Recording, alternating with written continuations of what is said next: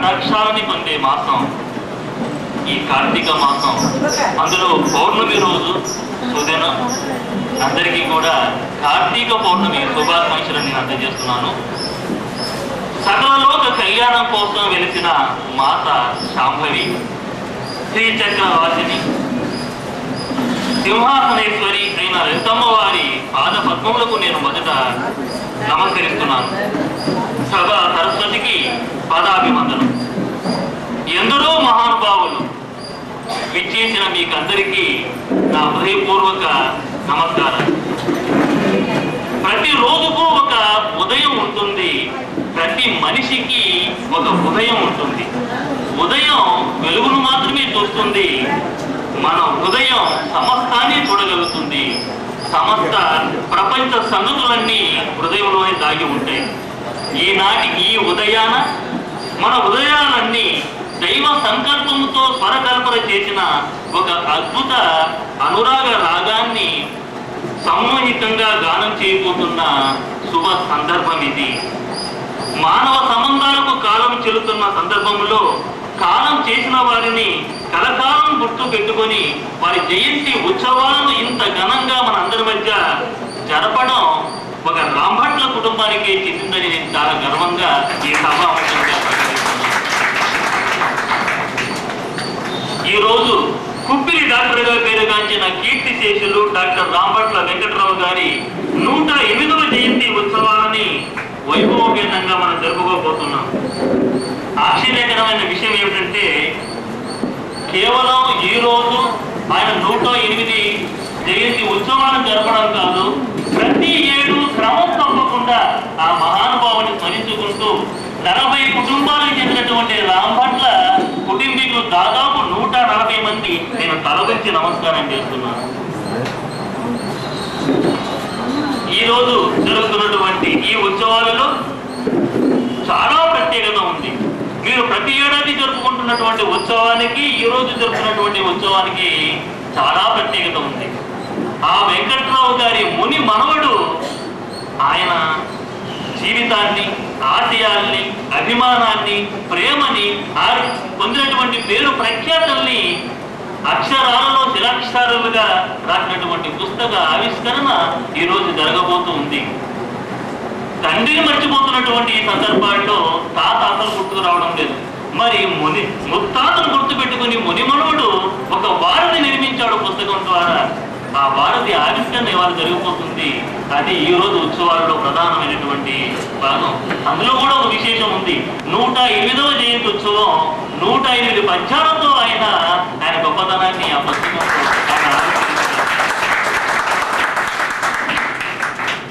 ఈ సందర్భంగా దాతలందరికీ కోరిక కలుగుతుంది. రాంభట్ల పార్వతీశ్వర శర్మ లాంటి మనవడు ఉంటే ఎంత బాగుంటుంది మాకు కూడా అని ఆ ఆశని రేకెత్తించినటువంటి మా ప్రియ శిష్యుడు రాంభట్ల పార్వతీశ్వర శర్మకి పెద్దలందరి తరఫున నేను శుభాశీస్సులు మొదట నేను అందజేస్తున్నాను. ఎదురైన మమకారం మన చేత నమస్కారం పెట్టిస్తుంది. మనసును స్పృశించే ఆ పలకరింపు ఆయనకు పాదాభివందనం చేసేలా చేస్తుంది.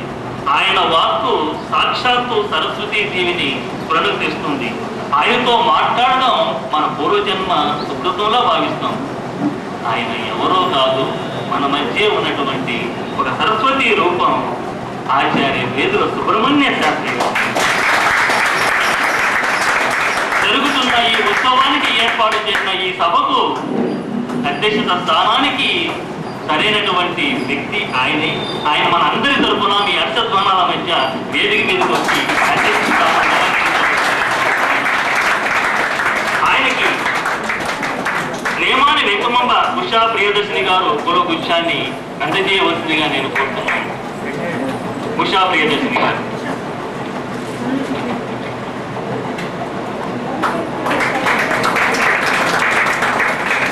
దేవుడు ఆలయాలలో మాత్రమే కాదండి, దర్శిస్తే కొందరి వైద్యులలో సైతం మనకు అనిపిస్తాడు. అందరివాడు, ఆదుకునేవాడు, ఆ సర్వేశ్వరుడు సృష్టించిన ఒక ప్రేమ రూపం మన మధ్య ఉండడం మనకి ఎంత అదృష్టం. ప్రేమకు రూపం ఉండదు, కానీ ఆ ప్రేమకు రూపం డాక్టర్ ఎస్వి ఆదినారాయణ గారి రూపంలో మన మధ్య ఇవాళ ఉంది. డైరెక్ట్ చేశారు ప్రేమ హాస్పిటల్ విశాఖపట్నం. ఈ రోజు గ్రంథావిష్కరణకర్త ఆయనే. నేను వేదికగా ఆహ్వానిస్తున్నాను. రాంభట్ల వెంకట్రాయ శర్మ పుష్పగుచ్ఛాన్ని అందించవలసిందిగా నేను కోరుతున్నాను. సూర్యుడి తేజస్సు మనకు కిరణాల రూపంలో అందుతూ ఉంటుంది, మనకి చేరుతూ ఉంటుంది. తండ్రి తేజస్సును తనయుడు ఈ లోకానికి పంచడం ఆ తండ్రి అదృష్టమో లేకపోతే ఈ తండ్రి అదృష్టమే తెలియదు. కానీ ఆయన ఎవరో కాదు, మా గురువు గారు పాలిటెక్నిక్లో దహరానంద దీక్ష నామధేయులు కీర్తి చేసిన రాంభట్ల వెంకట్రావు గారి జ్యేష్ఠ పుత్రులు శ్రీ రాంభట్ల వెంకట సోమయాజులు గారు శ్రీచక్రపీఠం అధికారంగా వారిని తొలి కాపీ స్వీకర్తగా నేను వేదికగా ఆహ్వానిస్తున్నాను. వారికి శ్రీమతి రాంభట్ల లావణ్య గారు పుష్పగుచ్ఛాన్ని అందజేయవలసిందిగా కోరుతున్నాను. లావణ్య గారు వచ్చి పుష్పగుచ్ఛాన్ని అందజేయాలి.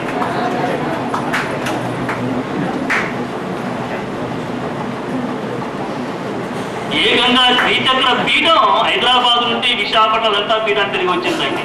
అది ఈ రోజు కార్యక్రమంలో ఒక విశేషం. మనం అమ్మవారి ప్రాంగణంలో ఈ సభను నిర్వహించుకుంటున్నాం. ఏకంగా అమ్మవారే నడిచి మనం ముందుకు వస్తే ఆ అనుభూతి మాటల్లో చెప్పలేనిది. అది జరిగింది ఇంతకు ముందే, మనం అందరం ఉన్నప్పుడే జరిగింది. ఆ అమ్మవారు తన రూపాన్ని ఆ రూపంలో మన ముందుకు ఇచ్చారు. సముద్రపు లోతుని మించిన గ్రీత ఆమె. మాటలు చెప్పడానికి డిక్షనరీలో చాలడం లేదు. ఆ సాహితీ తపస్వి ఆచార్య శ్రీమతి పోలవెన్ను మలయవాసిని గారిని గ్రంథ పరిచయం చేయవలసిందిగా నేను సభకు ఆహ్వానిస్తున్నాను. మలయవాసిని గారికి శ్రీమతి తాతా లలితా పరమేశ్వరి గారు పుష్పగుచ్ఛాన్ని అందజేయవలసిందిగా కోరుతున్నాను.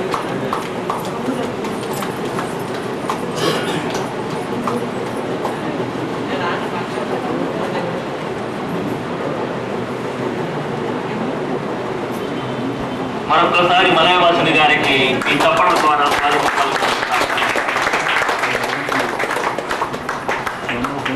ప్రతి ఊరికి దేవుళ్ళు ఒకరు కాదండి, ఎంతో మంది దేవుళ్ళు ఉంటారో దేవాలయాలు ఉంటాయి.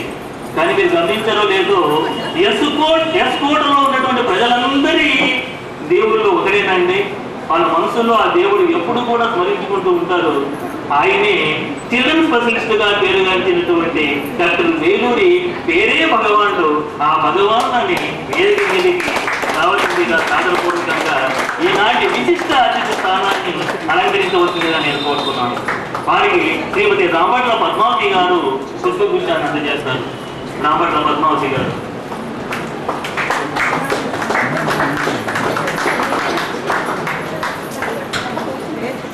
సాహితీ సభ అనగానే ఒక పండితులు మాకు గుర్తుకొస్తుంటారు.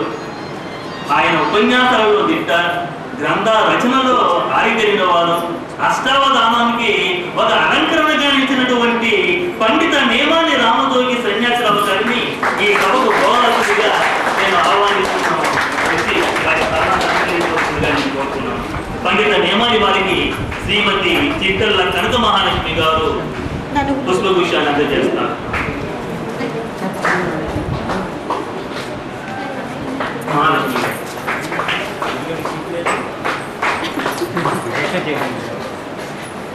ఈ రోజు ఈ ప్రాంగణంలో ఈ సభ జరగడానికి ఇదే కాకుండా ఏడాది పొడవునా అనేక వినూత్న కార్యక్రమాలు ఈ లలితాపీఠంలో జరగడానికి మాలాంటి సాహితీపరులు ఇక్కడ ప్రవేశం పొందడానికి కారణమైనటువంటి లలితాపీఠం కార్యక్రమాల రథసారథి, స్నేహశీలి, మృదు స్వభావి, కార్యదీక్షాపరులు, సంతానకర్త అయినటువంటి గౌరవనీయులు శ్రీ వాడరేం సుబ్బారావు గారిని ప్రత్యేక అతిథిగా నేను సభ మీదకి ఆహ్వానిస్తున్నాను. వచ్చి ఆశీర్వాదం కోరుతున్నాను. వాడరేం సుబ్బారావు గారికి శ్రీ జిల్లా సుబ్రహ్మణ్య శర్మ గారు పుష్పగుచ్ఛాన్ని అందజేయవలసిందిగా నేను కోరుతున్నాను.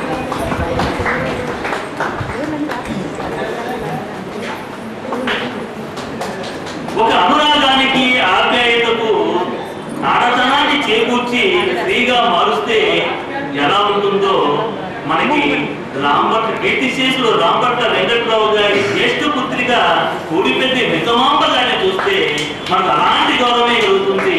ఆమె చూస్తే పదవిమోదనం చేస్తుంది. ఈ సభకి ఒక ప్రత్యేక ఆహ్వానితులుగా నేను ఆయనను ఆహ్వానిస్తున్నాను.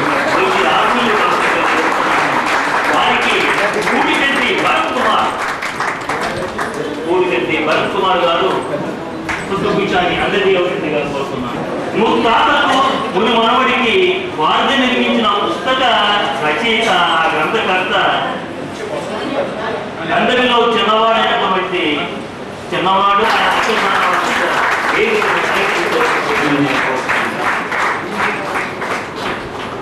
కార్యక్రమంలో అమ్మవారికి మన జ్యోతి ప్రజ్వలన చేయవలసి ఉంది. వేదిక మీద ఉన్న పెద్దలందరూ కూడా కలిసి వచ్చి జ్యోతి ప్రజ్వలన చేయవలసిందిగా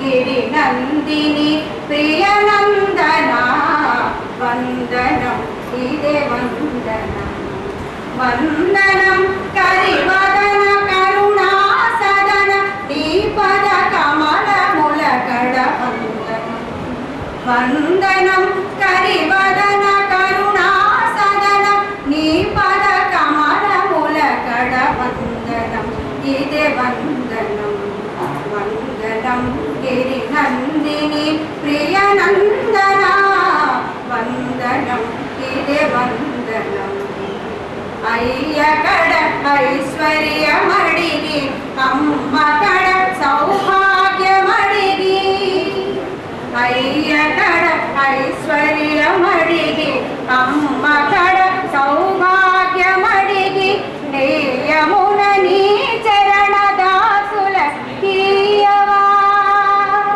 नेयमुन नी चरणदासुल कीयवा देवादिदेवा देवादिदेवा वन्दनं इदे वन्दनं వెన్నవలె వెన్నెలవలె సొన్ననలవలె మెత్తనిది నీయదా వెన్నవలె వెన్నెలవలె సొన్ననలవలె మెత్తనిది నీయదా నేతవని వరదాతవని సంధాతవని దేవాదిదేవా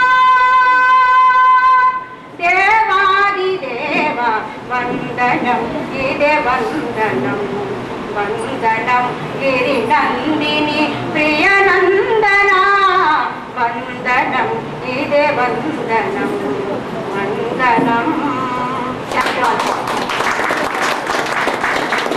అద్భుతమైనటువంటి రాగాలతో సాక్షాత్తు ఆ వినాయకుడు మన కళ్ళ ముందు ఉన్నట్టుగా మనం అనుభూతిని పొందాం. సంధ్యానాటి గారికి ధన్యవాదాలు. ఇప్పుడు అధ్యక్షుల వారి ప్రసంగం.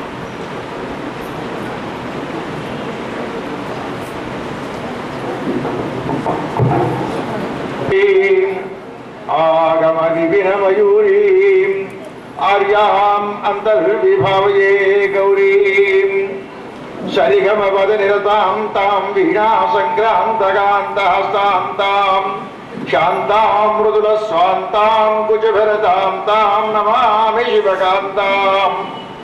సభా సరస్వత్యై నమః.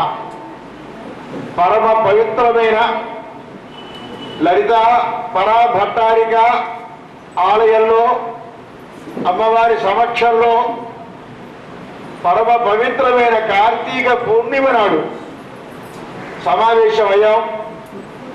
చాలా ముదావహమైనటువంటి విషయం. పురాణాల్లో మాసానాం కార్తీకం శ్రేయః, మాసాలో కార్తీక మాసం చాలా శ్రేష్టమైనటువంటి మాసంగా పరిగణింపబడింది. అందులో కూడా ఎందుకు దీని యొక్క ప్రాశస్త్యం అంటే విష్ణుమూర్తికి ప్రియకరమైనటువంటి మాసం కార్తీక మాసం. ఆ విధంగా విష్ణు ప్రీతికరమైనటువంటి కార్తీక మాసంలో పూర్ణిమ నాడు ఈ కార్యక్రమాన్ని తలపెట్టడం చాలా ముదావహమైనటువంటి విషయం. మొత్తం రాంభట్ల వారి కుటుంబం అంతా ఇక్కడ కలిసింది. చాలా ఆనందదాయకంగా ఉన్నది. సామాన్యంగా ప్రాచీన కాలంలో మా కుటుంబాలలో ఒక విశిష్టత ఉన్నది. కుటుంబ సభ్యులంతా ఒక 100 మందికి తక్కువ లేకుండా ఉండేవాళ్ళం. పిల్లనిచ్చేవాళ్ళు ఆ రోజుల్లో భయపడేవారు. వీడు కుటుంబాలతో వస్తే భరించగలమా అని. కట్టగారు మా కుటుంబాల్లో ఎప్పుడూ అపేక్షించలేదు, కానీ మేమంతా వస్తే నువ్వు పెళ్లి చేయగలవా అని అడిగేవారు మా పూర్వులు. ఆ విధంగా ఉండేది. కానీ ఇప్పుడిప్పుడు తగ్గిపోతుంది. ఇప్పుడిప్పుడు కుటుంబాలు చెదిరిపోతున్నాయి. ఒక చోట కలిసేటువంటి భాగ్యమే లేకుండా పోతుంది. అటువంటిది ఈనాడు ఒక మహాపురుషుడి యొక్క దివ్య చరిత్ర ఆవిష్కరణ శుభ సందర్భంగా కుటుంబం అంతా కలిసిందంటే నాకు పరమానందదాయకంగా ఉన్నది. తర్వాత ఇంకొక విషయం కొంచెం వినడానికి కటువుగా ఉంటుంది, కానీ ఈ రోజుల్లో చాలా చోట్ల తాతగారి పేరు కూడా తెలియనటువంటి దౌర్భాగ్య స్థితి అక్కడక్కడ చూస్తున్నాను. బంధువుల్లో ఎవరైనా పోతే మరి చిన్న మా ముత్తాత వేరేంటి అని అడుగుతుంటే ఆ పోయిన రోజుల్లో చెప్పవలసి వస్తే వరేది తెలుసుకోవాలా అని చెబుతూ ఉంటారు. అక్కడక్కడ చాలా బాధ అనిపిస్తుంది. యజ్ఞేశ్వర శర్మ అని చెప్పేస్తున్నారు. చాలా చోట చూస్తున్నాను నేను. తదినాలు పెడుతున్నారు, పెట్టిన వాడు తక్కువ, పెట్టిన వాడు పూర్వీకుల యొక్క తరాల పేరు లేకుండా తెలుసుకోలేకుండా పోతున్నారు. పరమ దౌర్భాగ్య స్థితి. అటువంటిది తెలుసుకోవలసినటువంటి బాధ్యత మనకు ఉంది అని ఈ వర్ధిష్ఠువు జాగ్రత్తగా తెలియజేస్తున్నాడు. ఒక పద్యకావ్యంగా రాస్తున్నాడు. ముత్తాత గారి యొక్క సంగ్రహ చరిత్ర. ఎప్పుడైనా సమాజంలో ఎవరికి భయపడేవారు కాదు, ఒక కవులకు మాత్రం భయపడేవారు. ఇంకేదంటే పద్యబద్ధం చేసేస్తాడు. వచనంలో ఎన్ని తిట్టినా పోతాయి, నిలవవు. ఎప్పుడైతే పద్యబద్ధం అవుతుందో చాటుగా చాలా కాలం నిలుస్తుంది. అందువల్ల కవుల్ని పూర్వం సత్కరించడంలో ఉండే ఆంతర్యం అది.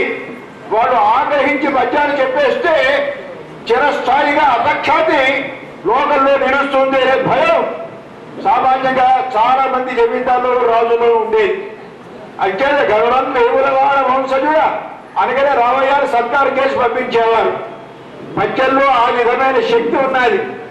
వచనంలో మనం ఏం చెప్పినా చిరకాలం నిలవదు. గణబద్ధం చేసేటప్పటికీ చిరస్థాయిగా నిలుస్తుంది.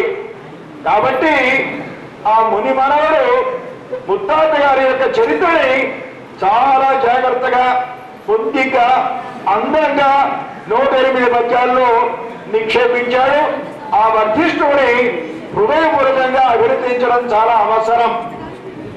ఆధునిక ఆంధ్ర సాహిత్య చరిత్రను సమీక్షిస్తే కొన్ని విశేషాలు లేకపోలేదు. కొంత భ్రష్టతకి దారితీయడంలో అనుమానం లేదు, కానీ కొన్ని విశేషాలు ఉన్నాయి. ఆత్మకథలకి జీవిత చరిత్రలకి ఆధునిక యుగమే ఎక్కువగా మనకి ఆధారంగా నిలబడుతుంది. దానికి కూడా పాశ్చాత్య సాహిత్య ప్రభావం. అంతకు పూర్వం కర్మ ఆచరించడమే తప్పిస్తే జీవితం గురించి ఎవరు కూడా ఆలోచించిన వాడు కాదు. మహాకవి వాల్మీకి పుట్టుపూర్వోత్తరాలు ఎక్కడ వాల్మీకి రామాయణంలో తాను చెప్పుకోలేదు.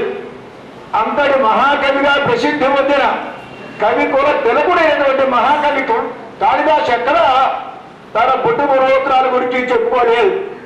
ఉదాత్తమైనటువంటి రచన లోకానికి అందించడం, 10 మంది ఆస్వాదించడం అంతే వాళ్ళు అపేక్షించేవారు. అలాగే ఏ సత్కార్యాన్ని అనుష్ఠించినా ఇదం నవమా అనే భావంతో చేసేవారు. అహంకారం లేకుండా పేరు కూడా చెప్పుకోకుండా చేస్తూ ఉండేవారు. ఈ ఆధునిక యుగంలోనే పాశ్చాత్య సాహిత్య ప్రభావం చేత ఈ విధమైనటువంటి జీవిత చరిత్రలు ఆత్మకథలు ఆవిర్భవించాయి. అయితే ఒక్క విషయం మాత్రం చెప్పాలి, కేవలం పాశ్చాత్య ప్రభావం చేత వచ్చిందని మాత్రం అనుకోకర్లేదు. ఆ మాత్రం ఆలోచన మనవానికి పూర్వుని కూడా లేకపోలేదు. దక్షిణాంధ్ర సాహిత్య యుగంలో మనం పరిశీలిస్తే ఇటువంటి రచనకి ఆకరాలు కనబడుతూ ఉంటాయి. కృష్ణదేవరాయల యొక్క దినచర్యని రాయవాచకం అనే పేరుతో వచనాలు రాశాడు.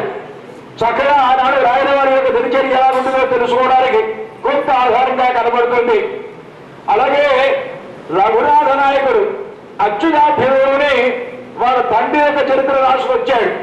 అలాగే రఘునాథాభ్యుదేవుని విజయరాఘవుడు తన తండ్రి యొక్క చరిత్ర రాసుకొచ్చాడు.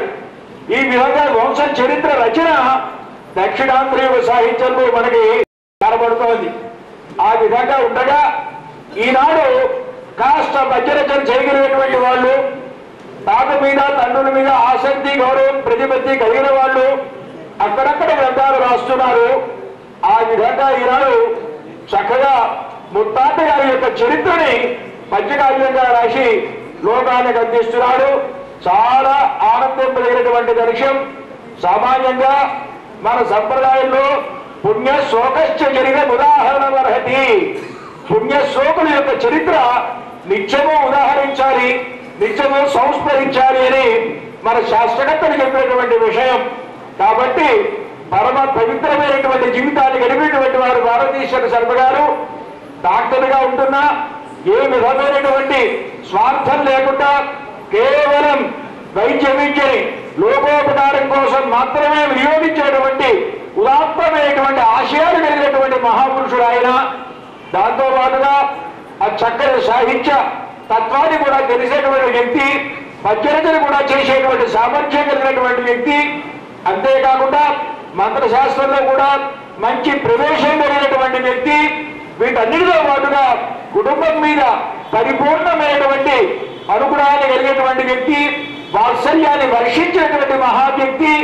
ఇలా మనం పరిశీలించి చెప్పవలసి వచ్చేటట్టుగైతే చాలా విశిష్టమైనటువంటి గుణాలు ఎన్నో కలిగినటువంటి మహాపురుషుడు ఆయన. కుప్పి డాక్టర్ గారు ప్రసిద్ధి ఇప్పుడంటే కొంచెం తగ్గింది, కానీ పూర్వం గౌరవ డాక్టర్ గారు, కుప్పి డాక్టర్ గారు, పాండ్రంగ డాక్టర్ గారు ఆయన మా కుటుంబాల్లో ప్రసిద్ధి పొందారు. వాళ్ళ పేర్లు ఎవరికి తెలియదు, గౌరవ డాక్టర్ గారికనే తెలుస్తుంది. అంత ప్రసిద్ధి పొందారు. డాక్టర్ వేదుల కామేశ్వరరావు గారిని బార్వాలో పనిచేశారు. తర్వాత నర్సీపట్నం అలా శ్రీకాకుళం కాలేజీలో జస్ట్ ఎల్ఎల్బి డాక్టర్ అయినా. కానీ అఖండమైన యశస్సు. ఎక్కడికైనా ట్రాన్స్ఫర్ చేస్తే 400-500 టెలిగ్రామ్స్ వెళ్ళాయిట. ఒకప్పుడు హయ్యర్ ఆ అథారిటీస్ వచ్చాయి, వెతికాయి. ఎందుకు ఈ గురించి టెలిగ్రామ్స్ వచ్చాయి, రిటైర్డ్ డాక్టర్ కామేశ్వరరావు వచ్చింది, క్యాన్సర్ ఆపరేషన్ ఎందుకు వచ్చింది అని. ఊళ్ళో అయితే ప్రతి వాడు కూడా అయ్యా అర్ధరాత్రుడు మాకు అవసరం వచ్చినా పనికొచ్చే డాక్టర్ గారికి అయినా ఉంచడం తప్పండి అన్నారు. అలాగే ఆశ్చర్యం ఇంత చేసి ఎల్ఎల్బి డాక్టర్ ఆయన చిట్ట చివరికి హైయెస్ట్ పోస్ట్ మెడికల్ ఆఫీసర్ గా డిఎంఓగా రిటైర్ అయ్యారు. ఆయన అసిస్టెంట్ ఎంపీలు ఎంఎస్ లో ఉన్నారు. ఆయన ఒకప్పుడు హైయర్ అయిన ఎవరో వస్తే ఆ మొత్తం మెడికల్ సర్వీస్ లో వచ్చి కాళేశ్వరరావు గారు మీకు ఏడు స్పెషలిస్ట్ అని అడిగారట. నేను లైసెన్స్ మెడికల్ డాక్టరిస్ట్ అండి అని చెప్పారు. మన విశాఖపట్నం కేసీహెచ్ కూడా అసిస్టెంట్ డాక్టర్ గా పనిచేశారు ఏడీఎంఓ కింద. ఆ విధమైన పేరు ప్రసిద్ధి నిష్కామ కర్మతో డాక్టర్లు ఉండడం చేత వచ్చేది. కుప్పిరి డాక్టర్గా చాలా ప్రసిద్ధి పొందారు ఆయన. అటువంటి వారి యొక్క చరిత్ర రాయడం భావి తరానికి చాలా అవసరం.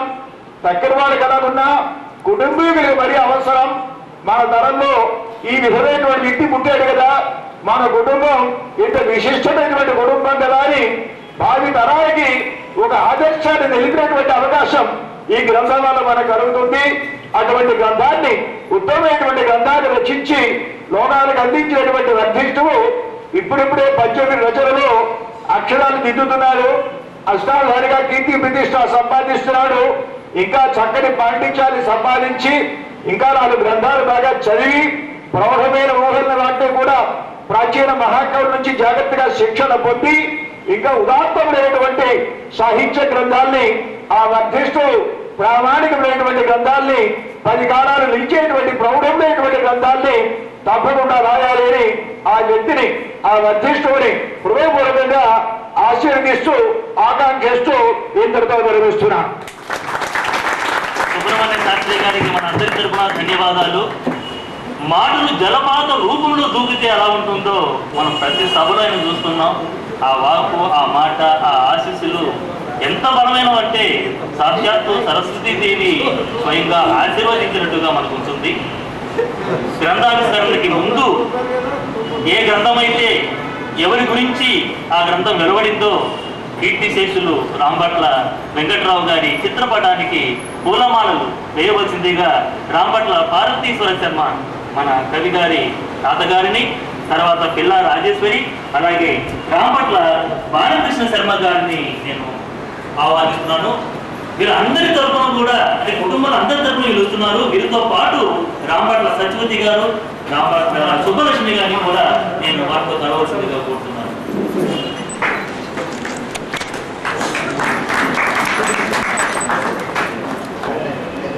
రాంభట్ల కుటుంబ గౌరవాన్ని పూలమాల రూపంలో ఆయనకి అందించారు. మీరు ఒక్కసారి ఆ ఫోటోను చూస్తే అది ఫోటోలా కనిపించదండి. కీర్తిశేషులు వెంకట్రావు గారు మనతో మాట్లాడినట్టుగా ఉంటుంది. ఒక్కసారి మనసుతో చూడండి, కళతో కాకుండా ఆ ఫోటోని అనుభూతికి మనం దండ సెంటర్ చేయరా. తర్వాత గ్రంథావిష్కరణ దండ సెంటర్ చేయండి.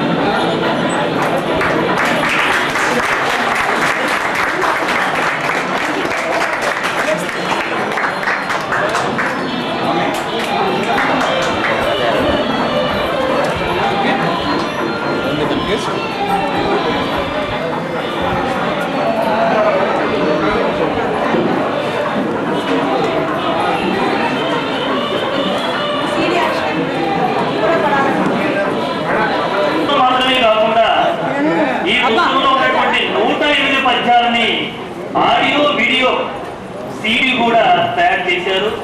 ఆ సీడీ ఆవిష్కరణ మలయవాసుల గారి చేతుల మీదుగా జరగాలని కోరుకుంటున్నాను.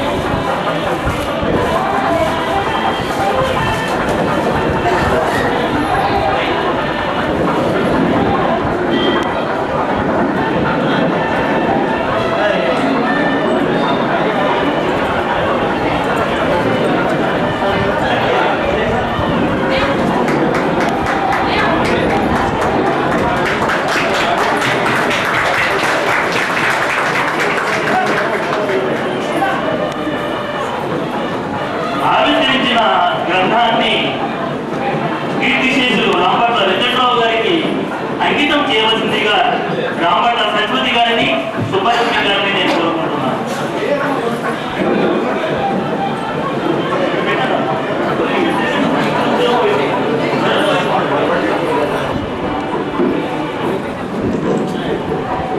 మా గురువు గారు పాలిటెక్నిక్ కాలేజీలో ఇప్పటికీ పాటు టీవీ కూడా స్వీకరిస్తున్నారు. రాంభట్ల గారి కుటుంబం సాధారణ కుటుంబం కాదండి. చేస్తున్న పనులన్నీ కూడా చాలా అసాధారణంగా ఉంటాయి, ఆదర్శవంతంగా ఉంటాయి.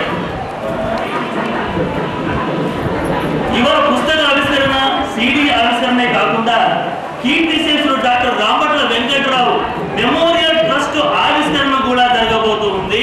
ఆవిష్కరణ చేయవలసిందిగా డాక్టర్ ఆనందనారాయణరావు గారిని నేను కోరుతున్నాను.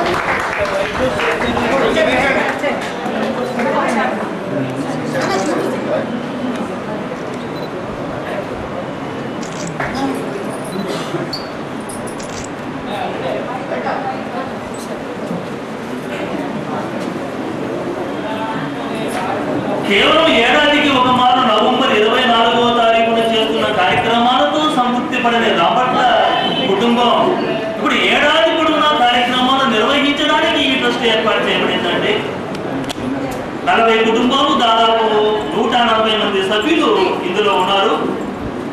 ఈ ట్రస్ట్ యొక్క ముఖ్యమైన ఆశయాలు ఏమిటంటే పేద విద్యార్థులకు ఆర్థిక సహాయం చేయడం, పేద విద్యార్థులకు పుస్తకాల పంపిణీ, పేద విద్యార్థులకు అవసరమైన చోట ఫీజులు చెల్లించడం ఉన్నాయి. అదేవిధంగా పేద కుటుంబంలో పుట్టి వివాహ సందర్భంగా బాలికలకు అవసరమైనటువంటి కొన్ని అవసరాలు తీర్చడం కూడా ఈ ట్రస్ట్ యొక్క ముఖ్య ఉద్దేశంగా ఉంది. అందుకంటే ముఖ్యంగా డాక్టర్ గారిని కుప్పిలి డాక్టర్ గారి పేరుగాంచినటువంటి ఆశయాన్ని కొనసాగించడానికి గుర్తుగా ఒక ఫ్రీ మెడికల్ క్యాంప్ కూడా ఏడాదిలో నిర్వహించాలని ఈ ట్రస్ట్ సంకల్పించింది. ఇంతేకాకుండా సామాజిక కార్యక్రమాలని వాళ్ళు ప్రణాళికబద్ధంగా నిర్వహించడానికి ఆ కుటుంబ సభ్యులతో కూడా సన్నిధులే ఉన్నారు. ఇంతటి మహోన్నతమైనటువంటి ఆశయం ఒక పూర్వీకుడి పేరు మీద జరగడం ఆంధ్రప్రదేశ్లోని అపూర్వమైనటువంటి సంఘటనగా నేను మీ ముందు వెనవించుకుంటున్నాను. ఇప్పుడు గ్రంథ సమీక్షకులుగా ఆచార్య శ్రీమతి పౌలవేలు మలయవర్తి గారు వచ్చారు. ఆ స్థానాన్ని మొత్తం మనకి ఎలా అనిపిస్తారో నేను చెప్పను, మీరే వినండి. పౌలవేలు మలయవర్తి గారు.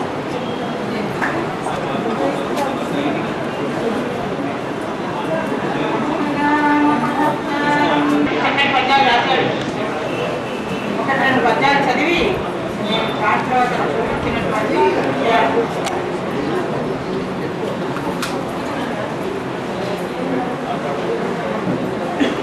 ఒక ఊరు సాధారణంగా కార్యాలన్నింటిలో ఏ ఊర్లో ఆ కార్యం ఏ పురంలో ఆ కార్యక్రమాలు జరుగుతాయో లేదా కథాఘట్టం జరుగుతుందో దాని పురవర్ణన అనే పేరుతో పురవర్ణన కావ్యంలో చాలా ప్రధానంగా ఉంటుంది. ఈయన కుప్పిలి డాక్టర్ గారు కాబట్టి కుప్పిలి ఊరిని ఇతను వర్ణిస్తున్నాడు చూడాలి. అది చూపు మేరలో కదిలి దర్శనమిచ్చి వినసొంపు కోశతో విందు చేయి ఒకని పూల గంధమును ప్రాణమునరింప కనుగెల్ల పులకించు తన్మయమున కపటము నెరుగని గ్రామవాసుల మనంబుల మాటలందునే తెలియవచ్చు. మట్టిదారులు కొంచెం మధురానుభూతుల ఎత్తు పల్లంబుల హృద్యముదరు గడ్డ జలమనీరు నిర్వాణ గుడికి ఆధారమై చెరకు సుహార సంఖ్య ఇట్టి ఆనవాళ్ళ నిల స్వర్గసీమయే కుప్పిలన్న పేర కొడుకు తీరే ఉన్న ఊరే మాకు చల్లబట్టము కన్నతల్లే మాకు కట్టవచ్చు అని ఆడవాళ్ళు అనుకుంటున్నారు. అలాగా ఊళ్ళో ఉండే విశేషాలు ఎంత చక్కగా అబ్బాయి మనస్థితి నచ్చేటట్టుగా చెప్పడం చూడం. తర్వాత ఇల్లు వాకిలే అంటాం. ఇంగ్లీష్లో కూడా ఒక సామెత, పురుషులైతే ఇక్కడితో పెడతారు, పెళ్ళైతే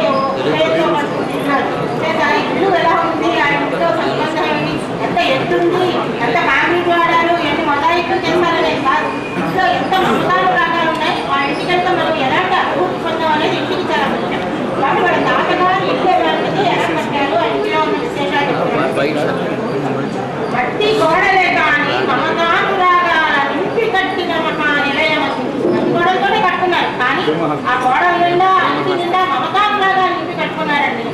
ఇరుకు వాకిలే గాని ఇనవంశరామయ్య హృదయము గలవాని సకలమని.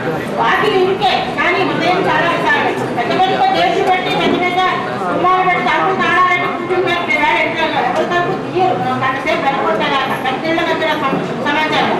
అలాంటి కాకుండా ఆయన హృదయం కూడా ఎలాంటిది ఇనవంశరామయ్య రాముడిని హృదయంలో నిలుపుకున్నటువంటి ఆయన కూడా ఒక సన్మనుష్యుడు. కాబట్టి అట్లాంటి ఆయన ఇల్లరు నిత్యగిల్లే కానీ నేటిని సరిలేని వ్యక్తికి నెలవైన వాసవంతి నిధులు ఆ రోజుల్లో ఉండేది. చాలా వెచ్చగా శీతాకాలంలో వెచ్చగా ఉండడానికి దానికి నిధులు వేడిలో సరిలేని వ్యక్తి మనకి సరి అయిన సాటి అయిన వ్యక్తి లేదనేటువంటి పేరు కలిగిన ఆయన అమ్మలే గాని ఘనగుణముల రాసి బ్రహ్మవంతముండు భవనమెత్తి అమ్మలతో బట్టి నిల్లదు.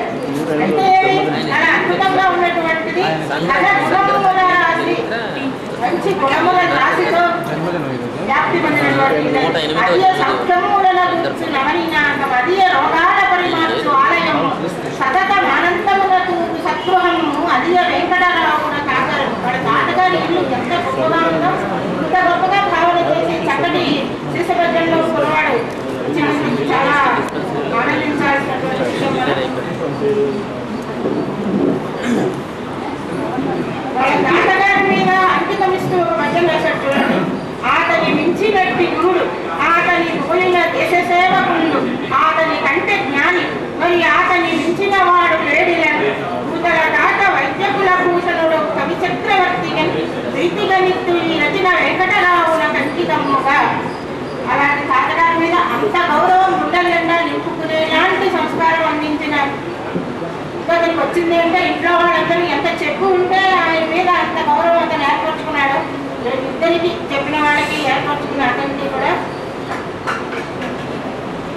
అభినందనలు తెలియజేస్తూ ఆయన ఎక్కడెక్కడ చదువుకున్నారు, ఏమేమి పనులు చేశారు, కథలు ఎలా చేశారు, ఇలాంటివి చాలా చాలా చెప్పాడు. అతను అంటరానితనము కంటే పాపము లేదన్న రీతి వైద్యం అందజేయ మన పల్లి లేని మానవత్వము తాని వైద్యం గౌరవము దాన్ని పవన్ 80 ఏళ్ల క్రితం వాళ్ళు చేశారంటే చాలా విశేషమైనటువంటి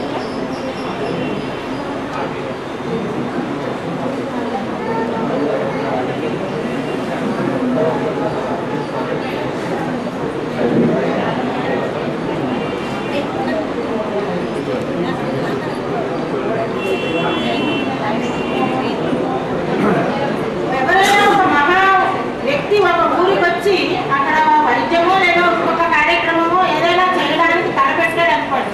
ఆ వచ్చిన ఆయన్ని ఆ ఊళ్ళో ఉన్న ప్రజలు ఏ రకంగా భావించుకున్నారు, ఏ రకంగా సంపాదించుకున్నారు అనేది కూడా చాలా విశేషమైన విషయం. ఈయనకి పిల్లడాటలాలు పేరు వచ్చిందంటే ఆ ఊరి ప్రజలు ఆ ఊళ్ళో వారు చేసిన వైద్య సేవ ఇవన్నీ కూడా పరస్పరం ఒకదానికొకటి దోహదం చేయడం వల్ల ఆయనకు అంత మంచి పేరు వచ్చింది.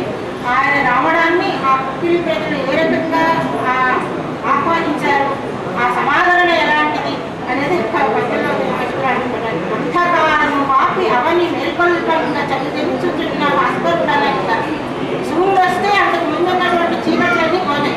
ఆయన వచ్చినప్పుడు సూర్యుడు వస్తే చీకట్లని పోవడానికి మన చీకట్లన్నీ పోగొట్టడానికి సూర్య భగవానుడు పొద్దు పొడుస్తోందా అన్నట్టుగా వారి రాక వారి మనస్సుల్లో ఉన్న వారి ఇబ్బందుల్లో ఉన్న వాళ్ళకు ఉన్నటువంటి రోగాలలో చీకట్లు అన్నీ పోగొట్టడానికి ఆయన వచ్చారా అన్నట్టుగా ఉన్నట్టు.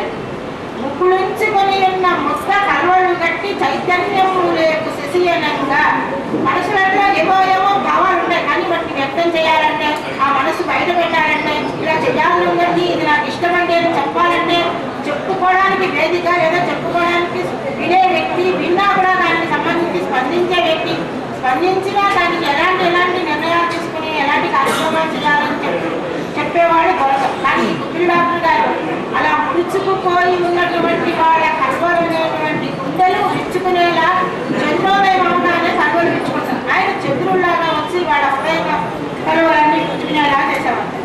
శ్రీకరత్వము గురించి వినూతమున నెలని పరిశింపగా చేయు పవనుడనగా మనకి మేఘాలు బాగా పట్టేస్తాయి. చిన్న పిల్లగాలు వేస్తే ఆ గాలికి మేఘం అందుకుని కదిలి వర్షం పడుతుంది. అలాగే చల్లటి గాలిలాగా ఆయన వచ్చి ఉన్నటువంటి వర్షాలు కురిసేలాగా చేశారనమాట.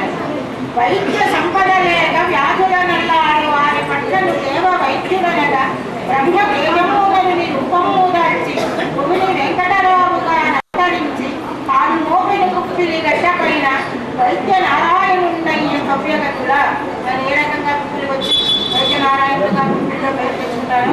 అలా బాగుంది. వారి పుస్తకాన్ని ఆవిష్కరించిన వారు కూడా డాక్టర్ గారు కావడం, మరొక డాక్టర్ గారు కూడా ఈ సభావేదిక మీద ఉన్నారు. కవిరాజు అనే పేరు కవులకే కాదు డాక్టర్లకు కూడా ఉందండి. కవిరాజు అనే పేరు కవిరాజు అనే వ్యవహారం డాక్టర్లకు కూడా ఉంటుంది. లేదా సాక్షాత్ పీఠాధిపతి సౌర్యారెడ్డి గారు కూడా ఉన్నారు. లలిత పీఠాన్ని లలిత కళాపీఠంగా మార్చుకున్నారు సుబ్బారావు గారు ఉన్నారు.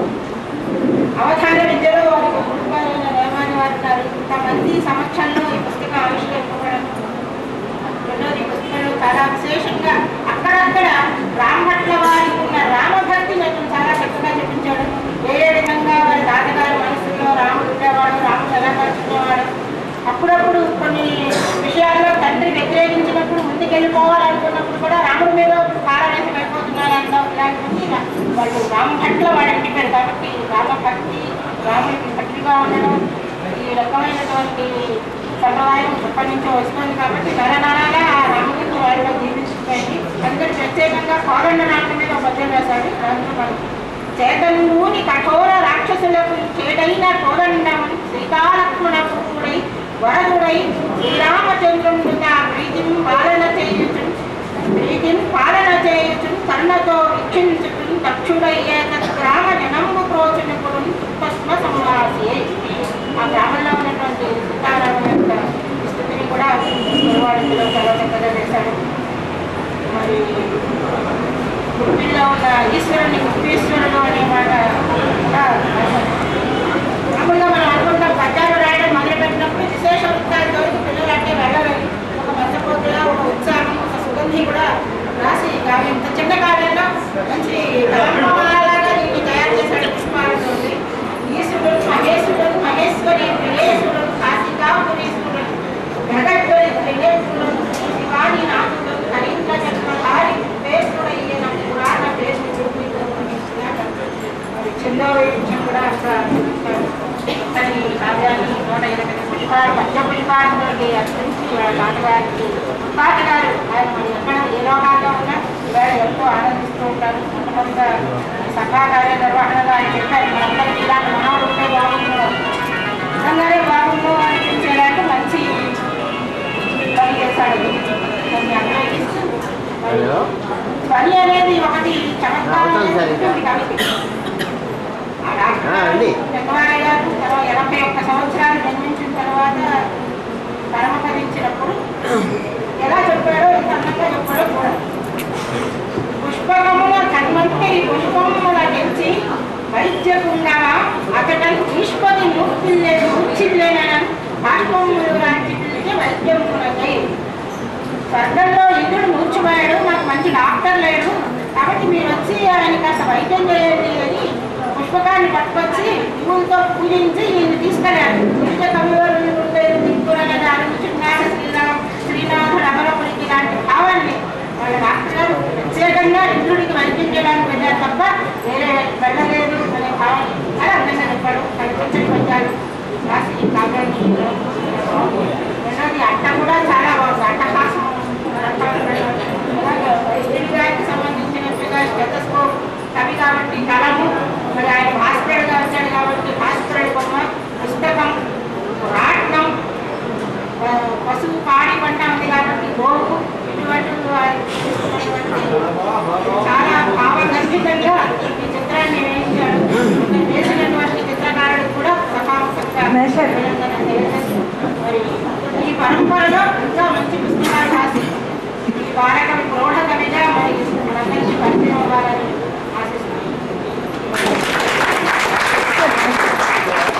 మాధవరాష్ట్ర గారు వారు చెప్పినట్టు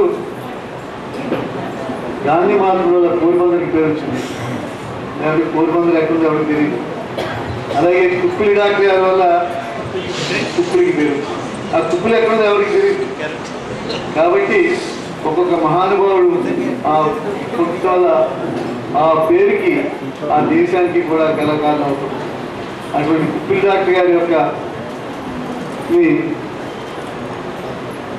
అందరూ మనవాళ్ళు మనవాళ్ళు అందరూ వాళ్ళని ఒక ఆదర్శంగా తీసుకుని బాగా దేశానికి సేవ చేస్తారని, అంటే ఈవేళ దేశానికి సేవ చేసే ట్రస్ట్ కూడా పెట్టారు.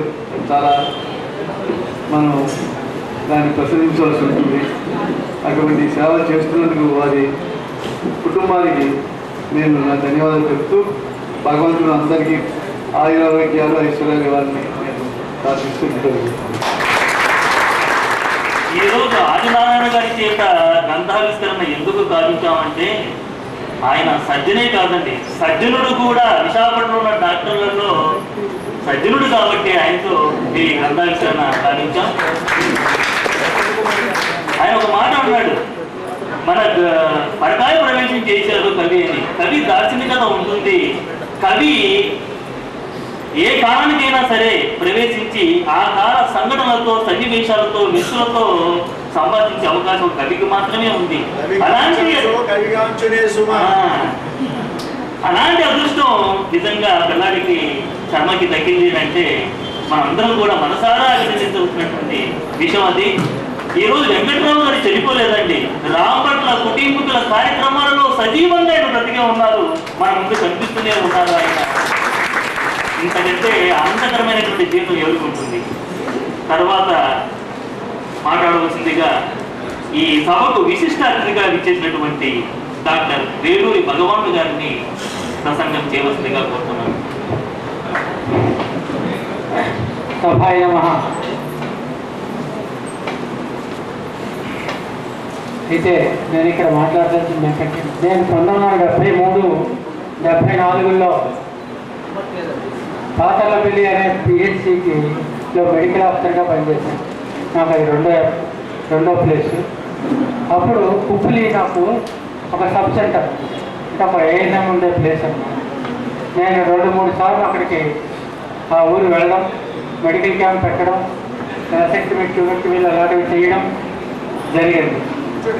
అక్కడ ఆ ఊరు ఎంత విచిత్రంగా ఉంటుందంటే, ఆ ఊరు దాడితే సముద్రం తప్ప ఇంకేమడదు. సముద్రానికి పక్కనే ఉన్న ఊరు అన్నమాట.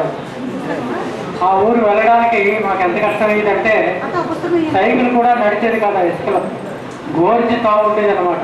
మొరపాక మించి మేము వెళ్ళేవాళ్ళం. మొరపాక అనే ఊరు వెళ్ళి అక్కడ ఉండి అక్కడి నుంచి ఆ కుప్పలి ప్రదేశానికి వెళ్ళేవాళ్ళం.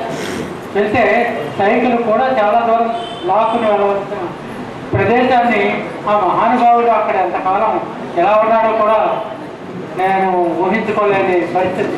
ఎందుకంటే ఆ ఊర్లో ప్రజలు చాలా పాపం అమాయకులు, చాలా ఈ తాలూకా నాగరికత చిహ్నాలు ఏమీ కనబడిన ప్రదేశం అన్నమాట అది. అక్కడ మా సబ్ సెంటర్ ఉండేది, అక్కడ వెళ్ళాను. అక్కడ నాకు ముఖ్యంగా శివాలయం, రామాలయం కూడా అక్కడ పక్క పక్కనే ఉండడం, కొబ్బరి చెట్లు విపరీతంగా ఉండేవి. కొబ్బరి చెట్లు అక్కడికి వెళ్తే కొబ్బరికాయ మీద తప్పకుండా తాగేవారు. అయితే డాక్టర్ గారిని చూడడానికి చెప్పేవారు, మా డాక్టర్ గారు ఉన్నారు ఇక్కడ, ప్రతి వాళ్ళు చెప్పేవారు డాక్టర్ గారు ఇక్కడ ఉన్నారని. కానీ నేను వెళ్ళి చూసేసరికి ఒకసారి ఆయన ఏమో బయటకు వెళ్ళారు, రెండోసారి పొలంలోకి వెళ్ళారని చెప్పారు. అంటే ఆయన చూసే భాగ్యం కలగలేదు, కానీ ఆయన గురించి ప్రత్యక్షంగా వినడం మాత్రం జరిగింది. కానీ అక్కడ అన్నేళ్ళు సర్వీస్ చేయడం అంటే చాలా ఎంతో గొప్ప సేవాభావం ఉంటే తప్ప ఎవరో చేయలేరు. ఎందుకంటే ఆ ఊరికి తావే లేదు ఆ రోజుల్లో. ఈ రోజుల్లో ఎలా ఉందో తెలియదు, కానీ ఆ రోజుల్లో తెలియదు. నేను వెళ్ళిన 3 సార్లు కూడా సైకిల్ తోసుకుని వెళ్ళడమే జరిగింది. ఆ రోజు జీప్ కూడా వెళ్ళేది కాబట్టి. అంచేత అలాంటి గొప్ప వాళ్ళని మనం అందరం ఎగ్జాంపుల్గా తీసుకోవాలి. ఆయన జీవితాన్ని మనం అందరం ఉదాహరణ తీసుకోవాలి. సర్వీసులో ఉన్నవాళ్ళు, సర్వీసులో లేని వాళ్ళు పేరు చెప్పుకోవడమే కాకుండా మనం కూడా సర్వీస్ చేయాలి. ఆయన అంత సంపాదించడం మనకి తెలియదు, కానీ ఎంత పేరు మాత్రం సంపాదించగలిగాడు. అంతేకాకుండా ఈ కుటుంబంలో చిరస్థాయిగా పేరు నిలబెట్టే ఒక డాక్టర్గా కూడా చేయడం మా డాక్టర్లందరికీ కూడా గర్వకారణం. మేము కూడా ఆయన దగ్గర నేర్చుకోవాల్సింది చాలా ఉంది. ఒక డాక్టర్ అన్నది డబ్బు సంపాదించేవాడే కాదు, విత్తుకు సంపాదించేవాడు, విపత్తుల నుంచి కాపాడడం కూడా మాకు తెలియాలి. అన్నది కూడా మాకు గుణపాఠం కావాలి. ఈ తరం డాక్టర్లందరికీ కూడా ఆనాటి సేవలు తప్పకుండా గుర్తించుకుని డాక్టర్ అంటే సేవ చేసేవాడు, డాక్టర్ అంటే 10 మందికి ఉపయోగపడేవాడు అని కూడా అర్థం చేసుకోవాలి. ఇది నా అభిప్రాయం. నమస్కారం, ధన్యవాదాలు. ఒక డాక్టర్గా సరైనటువంటి నిర్వచనాన్ని డాక్టర్ ఇచ్చారు. గతించినటువంటి డాక్టర్ వెంకట్రావు గారు మనిషి జీవితానికి ఒక ప్రయోజనం ఉంటుంది, భగవంతుడు కూడా ఒక ఆశయంతోనే సృష్టిస్తాడు, ఆ ఆశయాన్ని పరిపూర్ణం చేసినటువంటి జీవితం ఆయనది. ఆ పుస్తకంలో కొన్ని పద్యాలను చదివేసి మనకు మరేవాసిని గారు ఎంత అద్భుతంగా గ్రంథం తయారు చెప్పారు. ఆ తర్వాత మనం కూడా అనుభూతిని పొందుతాం. తొలి ప్రతిని స్వీకరించినటువంటి మా గురువు గారు శ్రీ రాంపట్ల వెంకట సోమయాజు గారిని మాట్లాడవలసిందిగా కోరుతున్నాను. సభాయ శ్రీమాత్రేన తొలిపతి శ్రీకర్తగా మాట్లాడుతున్నారు. ఎక్కువ మాట్లాడకుండా మీరు స్పృశించనేటువంటి 1-2 మాటలు చెప్తాను. పండితులు ఉన్నారు కాబట్టి ఆయన ఆధ్యాత్మిక ప్రవేశం, ఆధ్యాత్మికతలో ఉండేది గొప్పతనం అంటే 1939 అక్టోబర్లో పూనమల్లి హెల్త్ ఆఫీసర్ స్టేజ్కి వెళ్ళాడు. అక్కడి నుంచి అరవిందం చూద్దామని వెళ్తూ ఉంటే తిరువన్నామలై స్టేషన్ వచ్చేసరికి గెట్ డౌన్ హియర్ అనే కమాండ్ వచ్చింది టైం. అక్కడ దిగితే ఒంటరి బండి బాబు ఆశ్రమానికి కానీ రమణ మహర్షి ఆశ్రమం తీసుకుంటారు. రమణ మహర్షి అప్పుడు 39లో కాబట్టి రాగానే ఒక విచిత్రం అక్కడ జరిగింది. నాకు రమణ భక్తి, నేను రమణ సేవ 60 నుంచి చేస్తున్నాను, ఆ విశేష క్షణంగా నాకు తెలిసింది. సర్వాధికారి కొంచెం నియమాలు అది పాటిస్తాడని అందరికీ ఒక కంప్లైంట్ ఇచ్చారు. అలాంటి సర్వాధికారి వచ్చి మా నాన్న దగ్గర ఉన్న పర్సు సంచి తీసుకుని వేడి నీళ్ళు పెట్టించి స్నానం చేయించారు.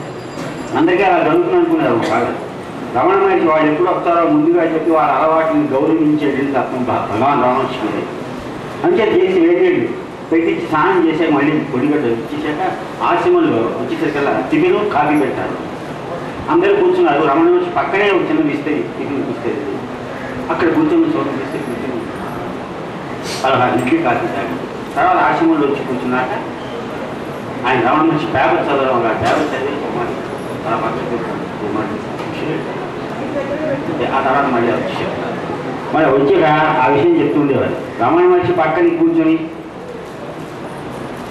టిఫిన్ అల్పాహారం చేసేటువంటి అరుదైన అవకాశం నేను నా తర్వాత చెప్తున్నాను. మా నాన్నకి ఇలా జరుగుతూ ఉంటుంది. ఆయన తర్వాత భగవాన్ ముందే చెప్తుంటాడు. ఇది గణపతి నుండి 1936లో దర్శించారు నింపురాలో. అప్పుడు మా నాన్నగారు సూట్ వేసుకున్నారు, కథ సూటే. ఆ సూటు షూస్ వేసుకున్నారు. గణపతి ముందు చూసిన తర్వాత పావుపడి దర్శనం తర్వాత జీవితంతో ఏ హాస్పిటల్ అసెంబ్లీకి వెళ్ళినా మెడికల్ కాన్ఫరెన్స్కి వెళ్ళినా పావుపడుతుంది వెళ్ళేవారు. ఆ పాదులు ధరించేవారు. అది కాక ఇంకో చెప్తాను, సందర్భం ఉంటుంది కాబట్టి పండితులు ఉంటారు. కళ్యాణానంద భారత్ అని మనకు ఆంధ్రదేశంలో లేకుండా భారతదేశంలో గొప్ప గుంటూరు విరూపాక్ష పీఠాధిపతి, మహామంత్రశాస్త్రవేత్త, మహా నైష్ఠికుడు, సమయాచారపరంగా లలిత